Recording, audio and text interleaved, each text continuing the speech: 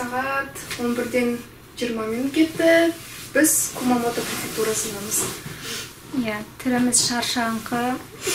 Өйткені жоғары жылдамдықпен жүретін автобуспен келдік. Ол автобустың іші өте ыстық және бас айналдыратындай бір тез жүрді, иә. Қысқасы қатты шаршадық, басымыз мең-зең болып тұр. Бүгін біз тағы да интернет-кафеге қонатын болдық. Егер мүмкіндік болса, осы жолы сол интернет-кафенің ішін сіздерге толық көрсетуге тырысамыз.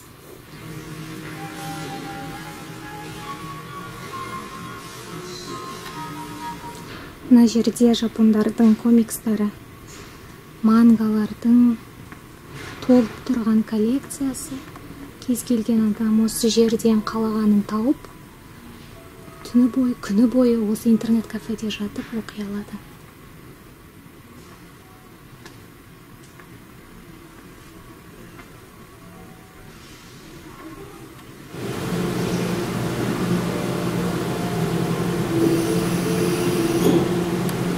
Қайырлы таң достар. Мына жер дринк бар. Бұл жерден қанша су алсаңыз да өз еркіңізде, оның ақшасы жаңағы өшеге қонатын ақшаның ішіне кіреді. Қазір біз таңертең ұйқымызды ашу үшін какао ішінде жатырмыз.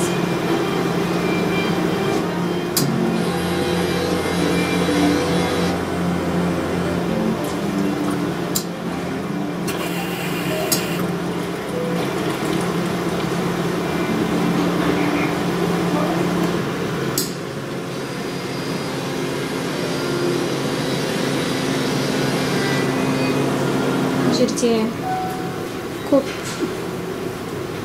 ксерокс машинасы, мұнда телефонмен сөйлесетін жер, яғни сыртқа дауыс шықпайды. Душы да бар. Манга кафеде кір жуатын жерге дейін бар. Және кеп тұрып алуға болады.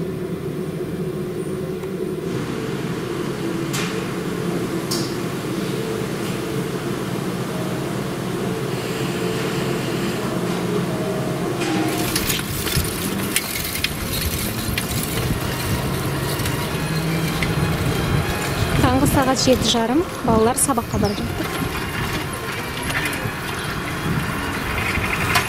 Қазір біз Кумамото сарайының алдында тұрмыз. Және де бұл кісі осы Кумамото сарайын салғызған басшы болып табылады, аты Киомасо Като. Осы кісі сарайды Секигахара деген шайқастан кейін осы жерге үлкен сарай салғызған болатын. Ол 1607 жылы салынған сарай болып табылады. Біз Кумамото сарайына кіріп бара жатырмыз. Мынаның әрбір шетінен самурайлар өздерінің патшаларын қорғай алатындай етіп салған көрінеді.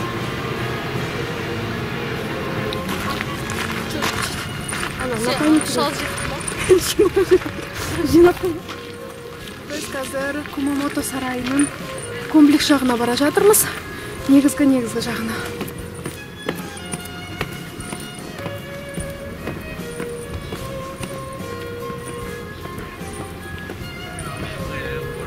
Артымыздағы Кумамото сарайы Жапониядағы 3 ең көрнекті және ең әдемі сарайлардың бірі болып табылады. Және бұл Кумамото сарайы Жапония архитектурасының аса көрнекті үлгілерінің бірі болып есептеледі. Бұл сарайдың өзі сарай екіге бөлінеді. Кумамото сарайы үлкен сарай мен кішкентай сарай болып бөлінеді. Және де ең үлкен сарайының биіктігі 29,5 метр болып табылады. Видеодан кішкентай болып көрінсе де, бірақ өте үлкен, өте әдемі. Кумамото сарайы 1607 жылы салынған болатын. Бұл сарайда ешқандай жаулар, ешқандай соғыстар ала алмаған. Бірақ 1877 жылы соғыс болған кезде осы сарайдың көп жерлері қираған болатын. Бірақ дегенмен 1960 жылы бұл Кумамото сарайын қайтадан жаңартты. Сарайдың ең соңғы жаңартылуы 2007 жылы болған, яғни сарайдың 400 жылдығына орай оны түгелдей реконструкция жасады. Бұл Кумамото сарайы Жапонияның ұлттық мұраларының тізіміне енген. Негізі бұл жақта сакура гүлдеген кезде, сакура ағашы гүлдеген кезде әдемі деп естігенбіз. Бірақ сакура енді гүлдеп отыр. Соның өзінде өте әдемі.